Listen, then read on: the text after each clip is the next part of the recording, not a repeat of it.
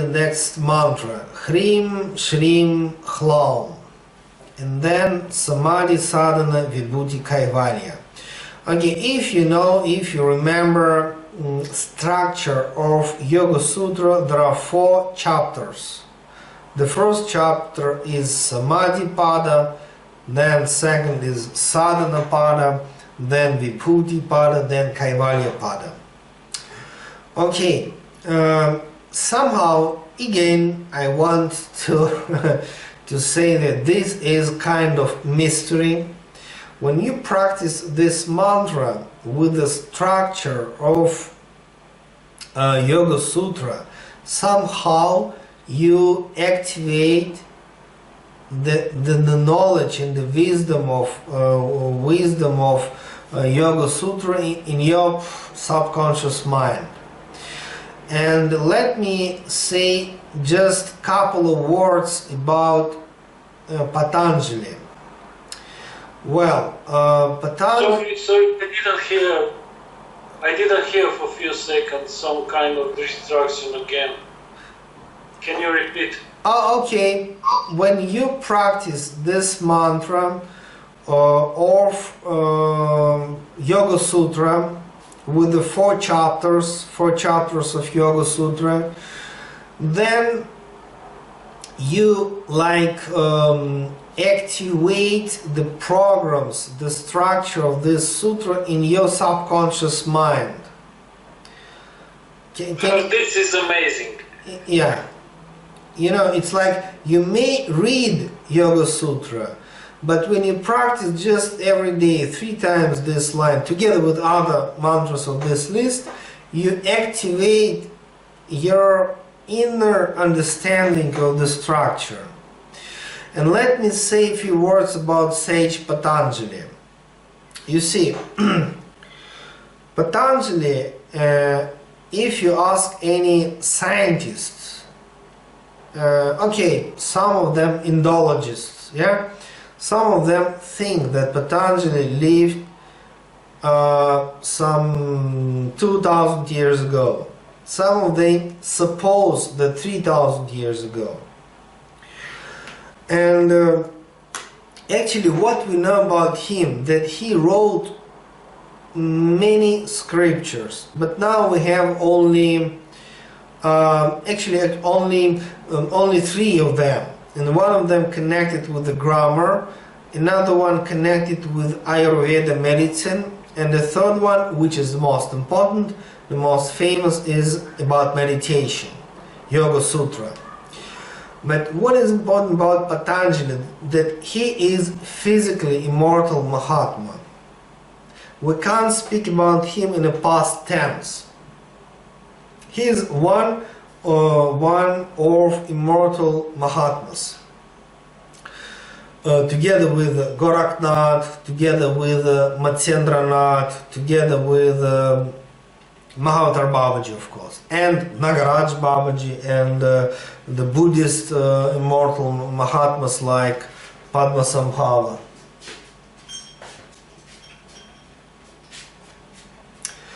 And he experienced that highest level of enlightenment in the South India, in the holy city of Rameshwaram. Do you know Rameshwaram? Yes or no? Okay, if you take map of India, actually you must take a map of India and exactly place between small island between India and Sri Lanka is Rameshwaram. But it's very close to India, it's slightly far from Sri Lanka. And I was there this year together with my wife and a couple of friends. But before that, I was there with Yogi Ramaya 20 and 25 years ago. And I received my Kriya Yoga initiation exactly in Rameshwaram. And exactly in the place where Patanjali Muni attended this golden physical body. Rameshwaram is a huge, huge, powerful place. I hope one day we'll go there together, because I hope so. yeah. I mean, as I mentioned, this October we're planning to go to India. Welcome to join, but just the seminar will be in Russian language. But of course, I'm ready to give you like kind of separate classes.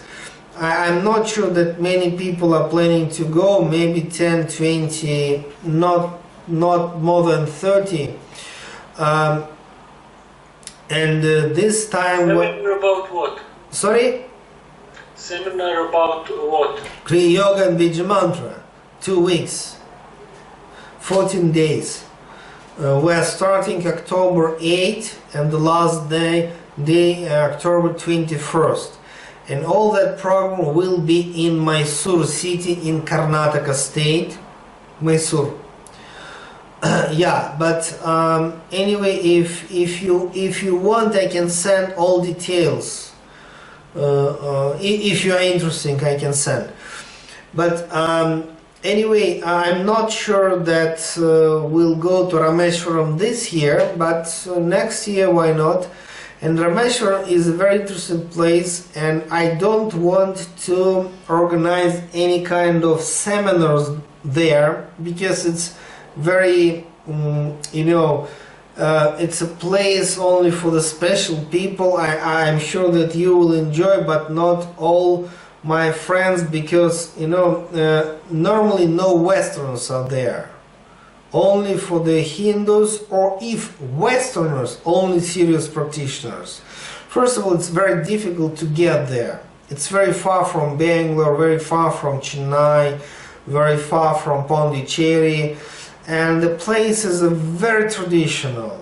So just meditation, and yeah, it's interesting sighting, but yeah, normally Okay. only. Well, and what is special about Rameshwaram? Why I'm giving all that stories to you? Just to, I want you to feel, some extra connection with the yogis, this Yoga Sutra, because Patanjali, he attended this golden physical body, this physical immortality there, and he wrote Yoga Sutra there.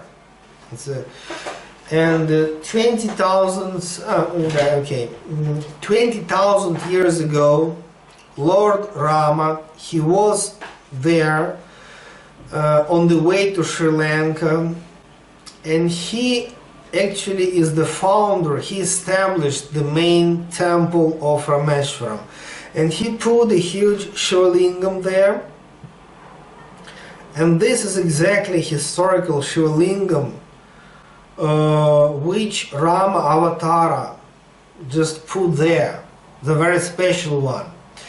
And the size of the temple is such a great that if you go around the temple, it may take easily 1 hour. Whoa. Yeah. And they have a separate part of the temple dedicated to the goddess Parvati, which is extremely good for meditation and the japa. And inside that temple, it's actually northeast corner, in the small Shiva temple, inside actually the big temple. And that is the place where sage Patanjali experienced that supreme enlightenment, which includes physical immortality.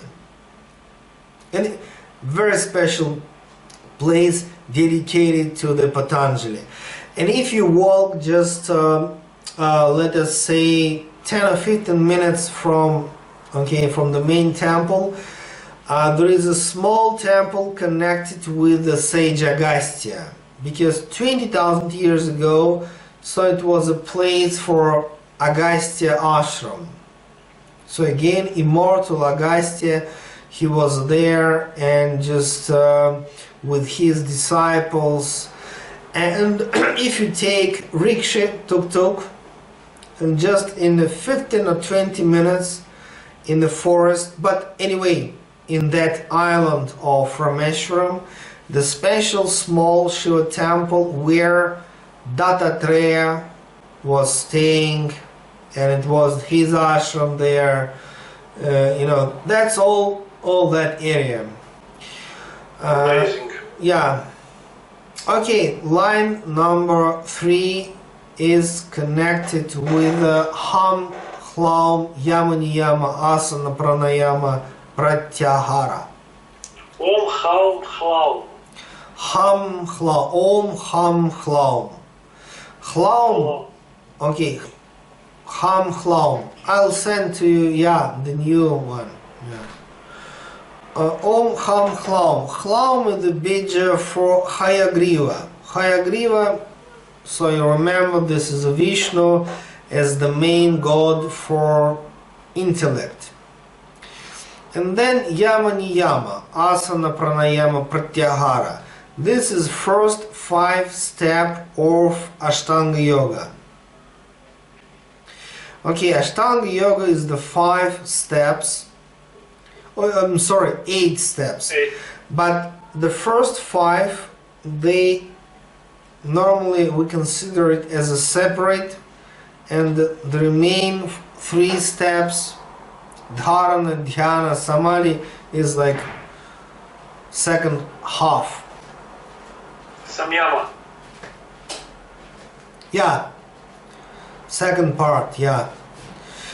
And Yama and Niyama, as you know, is the moral foundation, what we should not to do and what we should do.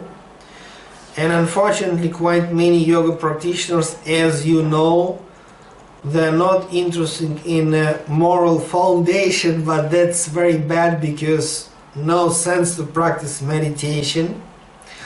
Then asana is the physical posture, and the main confusion about this is that some people think that on this stage we have to practice Hatha Yoga, which is not. The stage of asana means proper posture for your meditation. I mean, comfortable, the posture in which you may feel relaxed and comfortable. And also asana connected with good health for your physical body. So this stage of asana, nothing to do with Hatha Yoga. It may include Hatha Yoga, but not necessarily. But it's connected with a good health as an important foundation for the meditation, and also it's connected with proper posture. Then next is the pranayama, and again the big mistake to think that okay, on this step we have to practice a lot of pranayama breathing techniques.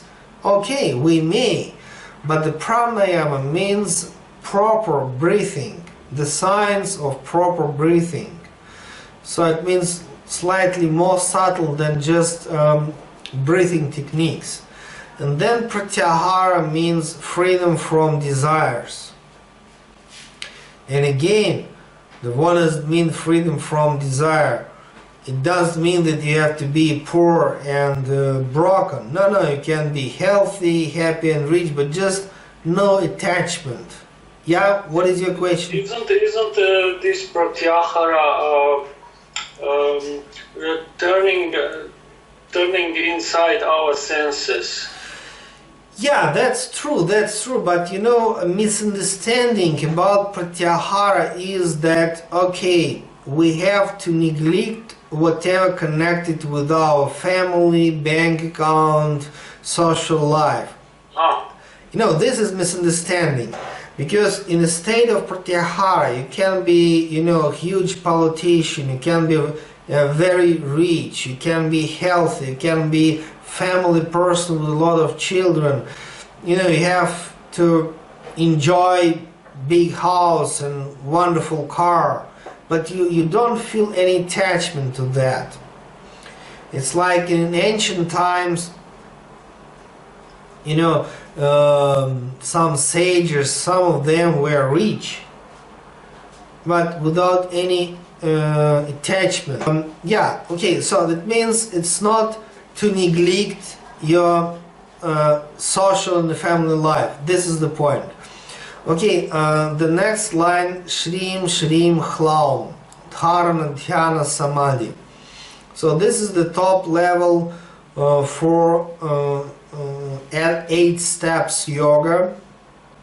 Dharana means concentration, but there are a few extra meaning in that.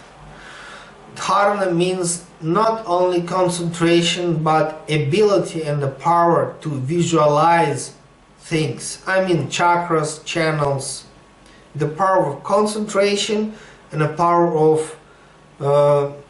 to see with the inner vision subtle objects. First of all, chakras, of course. Okay. Dhyana means meditation, and again, the subtle meaning of dhyana. What does mean dhyana? Okay, if we practice Kriya Yoga meditation, and it's important to remember that if you just practice this Kriya Yoga meditation, okay, you may receive more energy, more vitality, supernatural powers, but it is not necessary to become spiritual. The question is, what does it mean to be spiritual while practicing meditation of Kriya Yoga? What does it mean to be, in a state of meditation, which is dhyana? Well, the central point of dhyana means self-inquiry. In Sanskrit we call it Atma Vichara. So it means if you are in a state of self-inquiry, only then all that Kriya Yoga techniques gradually become meditation or dhyana. Without self-inquiry, no dhyana. It's very interesting that in Vijñāna Bhairav Tantra they call this 112 meditation techniques. Maybe you remember, maybe not. They don't call it dhyana, they call it dharana. In Sanskrit language, this Vijñāna Bhairav Tantra, the Lord Shiva, he gives 112 techniques, but in that text they call it not dhyana, they call it dharana, because it's just how to visualize things. And to make it dhyana, we have to understand that all that techniques are for the purpose of self-inquiry. And self-inquiry, it's like you ask question, who am I? And the answer for this question is not with the words, not with the philosophy, but just in dhyana meditation. And then samadhi. Samadhi means experience of oneness.